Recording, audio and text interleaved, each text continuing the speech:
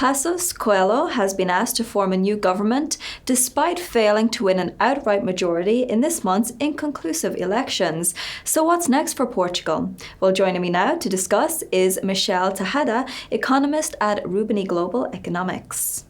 So we can see that he's having a hard time forming the new government because the Socialist Party, which is the only viable partner that he has, it's both simultaneously playing hardball and exploring the possibility of an alternative government with the more radical left.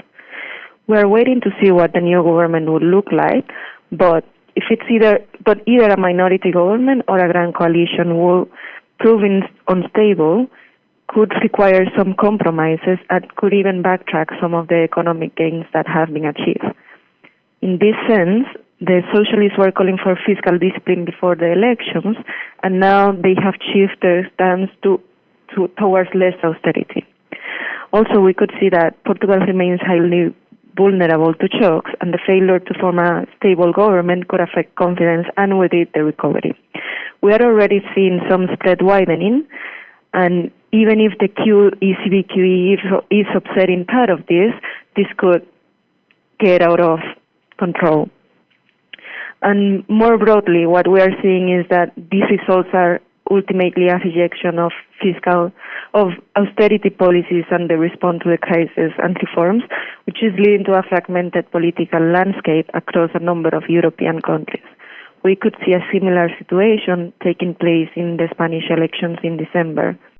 Portugal has yet to send its 2016 budget plans to Brussels. What do you expect to be added, changed, or eliminated?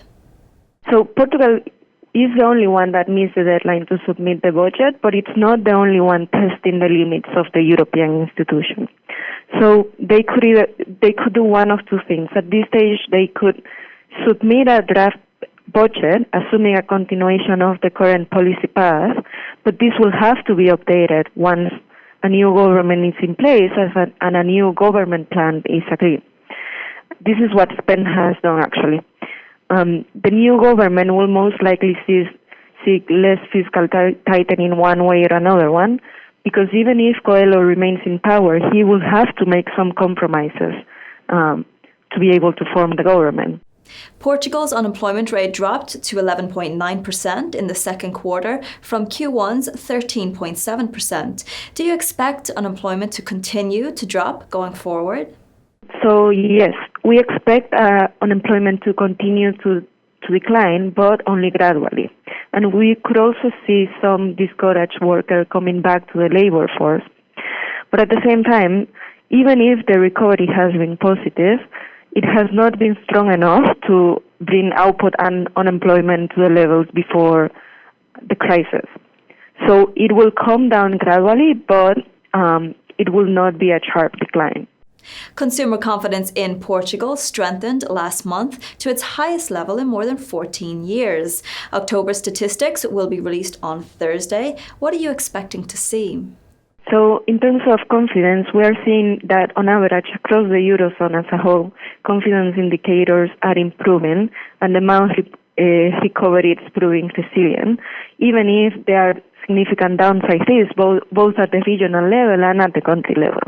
In the case of Portugal specifically, what we are perceiving is a less negative outlook as the economy is getting back on track, but not necessarily a positive outlook on balance in terms of consumer confidence. This trend could continue this month mainly because of the timeline of the data releases and all this, but either a failure to form a government or a radical left government could start affecting confidence and revert this trend starting next month. Michelle, lovely to speak to you, and thank you very much for sharing your insights with us. Well, that is all for now from me, Louise Macaulay. It's goodbye.